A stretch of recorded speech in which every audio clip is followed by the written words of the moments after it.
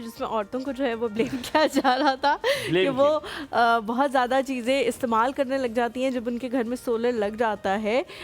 मुझे मेरा पर्सनल इसमें ओपिनियन ये है कि शायद उनको इतना इक्विप नहीं किया जाता है, इतना नहीं बताया जाता है कि भाई जो चीज़ें हम इस्तेमाल कर रहे हैं उसी की कैपेसिटी के हिसाब से सोलर लगाया है, और अगर उतनी ही इस्तेमाल करते रहेंगे तभी बिजली का बिल जो है वो कम आएगा। ऐसा आपने नहीं करना कि अन्यवा जो है वो चीज़ें इस्तेमाल करना शुरू कर देनी है, इसलिए बिजली के बिल जो है वो ज़्यादा आना शुरू हो जाते हैं। हाँ जी, what's your take on this?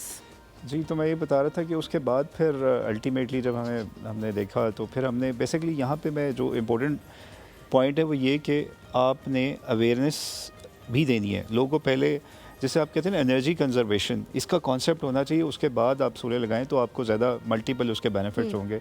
आप इमीडिएटली 3 से 4 माह के बाद आपका जो बिल है वो नेगेटिव में आ जाता है अगर आप नेट मीटरिंग करते हैं। यहाँ पे मैं बताऊँ कि नेट मीटरिंग एक बड़ी इंपॉर्टेंट चीज़ है। जब भी आप सोलर लगाएं तो कोशिश करें नेट मीटरिंग करवा लें। एक्चुअली अल्टीमेटली जो बिल हमारे नेगेटिव में आ रहे हैं, या जैसे आप कह रहे हैं आपका नेगेटिव में है, तो डेफिनेटली आपने नेट मीटरिंग करवाई है।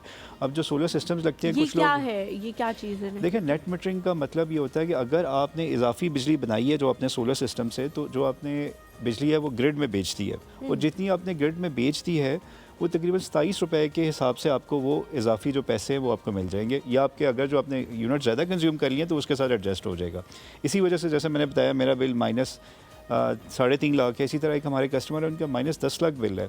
उसकी रीज़न ये है कि अपनी उन्होंने जो सिस्टम की कैपेसिटी है उससे ज़्यादा लगाया था सिस्टम, और वो अल्टीमेटली रिवर्स करके इतना जो आपका बिल अच्छा, है वो जो आप कह रहे है। हैं कि जितनी सिस्टम की कैपेसिटी होती है उससे ज़्यादा बड़ा उन्होंने सिस्टम लगा लिया, ये अवेयरनेस ये क्या सोलर कंपनीज प्रोवाइड करती हैं एक बंदे को? जैसे मैं एक एज अ ले मैन आपके पास आती हूँ, मैं कहती हूँ मुझे कुछ पता नहीं है, मैं कह रही हूँ जी मैंने अपने घर में बस सोलर लगवाना है, तो आप क्या मुझे ये समझाएंगे, बताएंगे कि आप इतना बड़ा सोलर लगवाएं, आपकी इतना बड़ा एक कनाल का फॉर सपोज अगर घर है तो उस पर इतनी आपकी कंजम्पशन होगी और इतनी कि आपको ज़रूरत है। बहुत सारे लोगों को मैंने देखा है वो सोलर भी लगवा लेते हैं और फिर भी वो बिल पे कर रहे होते हैं, और वो कह रहे होते हैं कि सोलर तो लगवा लिए लेकिन बिल में कोई कमी तो आई है, लेकिन ऐसा नहीं हुआ कि बिल पे नहीं करना पड़ा, बिल पे करना पड़ रहा है। उसकी क्या रीज़न है? देखें, जब भी हम कैलकुलेशन करते हैं तो आपसे पहले बिल मांगते हैं। फॉर एग्जांपल अगर जो बिल है तो उसकी कंप्लीट हिस्ट्री आ रही होती है, 12 महीने का कंप्लीट आपका एक एनालिसिस आ रहा होता है, तो मैं वहाँ से आइडिया हो जाता है अच्छा समर में मैक्सिमम इतनी यूटिलाइजेशन है, विंटर में इतनी है, तो हम क्या करते हैं कि एवरेज कैलकुलेशन कर लें। फॉर एग्जांपल अगर जो बिल पे आपके मैक्सिमम 1200 यूनिट्स हैं और एवरेज आपके 900-1000 यूनिट आ रहे हैं, 1000 यूनिट्स आ रहे हैं, तो हम आपको 10 किलोवाट का एक सिस्टम रिकमेंड करेंगे जिसमें आप 3 से 4 एयर कंडीशंस चला सकते हैं एवरेज, और बाकी रेस्ट ऑफ तो हम कैलकुलेशंस करते हैं बिल से।